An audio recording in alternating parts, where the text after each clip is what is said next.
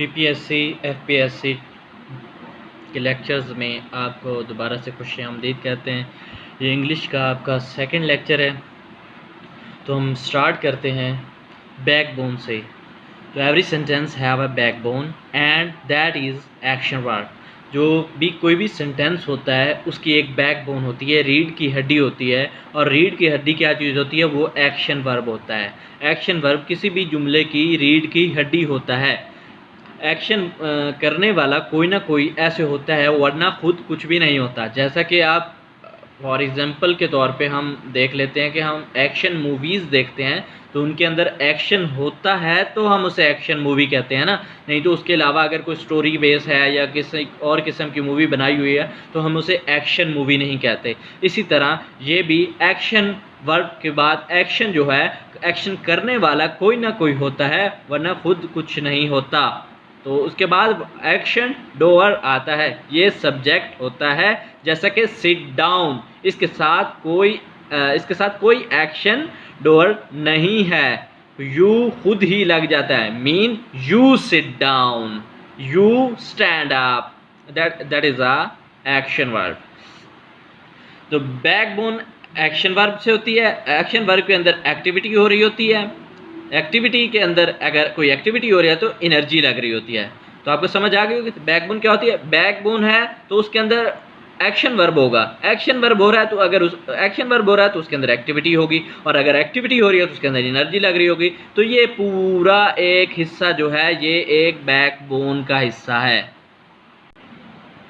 जैसा कि मैंने पहले भी कहा, यू सिट डाउन, तो यू क्या है? वो एक्शन डूअर है, और सिट डाउन क्या है? वो एक्शन वर्ब है। ये रीढ़ की हड्डी बन जाती है, ये एक्शन डूअर आ जाता है। ये दोनों जब मिलते हैं तो ये क्लॉज बन जाता है। अक्सर आपके पीपीएससी के एग्ज़ाम में कुछ जुमले दिए हुए होते हैं जिसके अंदर आपने फाइंड आउट करना होता है कि ये क्लॉज है, ये क्या एक्शन डूअर है, या एनीथिंग मतलब कुछ और है। तो आप यहाँ से समझ सकते हैं उसको कि ये क्लॉज कैसे होता है। तो हम चलते हैं क्लॉज की तरफ। तो क्लॉज क्या चीज़ होती है? क्लॉज के अंदर सब्जेक्ट प्लस वर्ब होता है। सब्जेक्ट के अंदर एक्शन डूअर होता है और वर्ब के अंदर एक्शन वर्ब होता है। तो इन दोनों को कम्बिनेशन जब हम करते हैं तो इन दोनों का जब कम्बिनेशन हो जाता है उसके बाद ये क्लॉज का नाम दे देते हैं, ये क्लॉज बन जाता है। अब एग्जाम्पल के तौर पे हम लेते हैं अली राइट्स आ नॉवल। अली क्या है? सब्जेक्ट है। अब सब्जेक्ट के अंदर क्या होता है? Action doer. राइट्स क्या है? वो वर्ब है। वर्ब के अंदर क्या होता है? Action verb. जब ये दोनों मिलते हैं तो ये क्लॉज बन जाता है। तो इसी तरह के जैसे ये अली राइट्स अ नॉवल आया हुआ है, तो इसी तरह के जुमले आपके पास आएंगे पेपर के अंदर। तो उसमें आप देखेंगे कि क्लॉज कैसे होता है और एक्शन डूअर उसमें कहाँ से आप सर्च कर रहे हैं कि एक्शन डूअर कौन कर रहा है, एक्शन वर्ब क्या चीज़ है। तो यहाँ से आपको उम्मीद है समझ आ गई होगी। उसके बाद नेक्स्ट हम एग्जाम्पल को देखते चलते हैं कि आई गो टू स्कूल। आई और गो ये दोनों जब मिलेंगे तो ये एक क्लॉज बन जाएगा, ठीक है। उसके बाद हम बात करते चले हैं एक्शन डूअर, एक्शन वर्ब, ये दो चीज़ें हो गई। इसके अलावा फिर तीसरी चीज़ भी एक होती है जिसको हम एक्शन रिसीवर कहते हैं।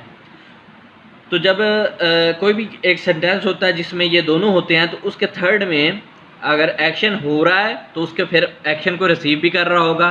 तो फिर जहाँ आते हैं हम अली राइट्स आ नॉवल, जहाँ के जैसा कि मैंने पहले ऊपर डिफाइन किया, अली एक्शन डूअर है, राइट्स क्या है? एक्शन वर्ब है, और फिर अली राइट्स आ नॉवल, जो नॉवल लिख रहा है तो एक्शन रिसीवर क्या है कि नॉवल लिखा जा रहा है, वो एक्शन रिसीव हो रहा है।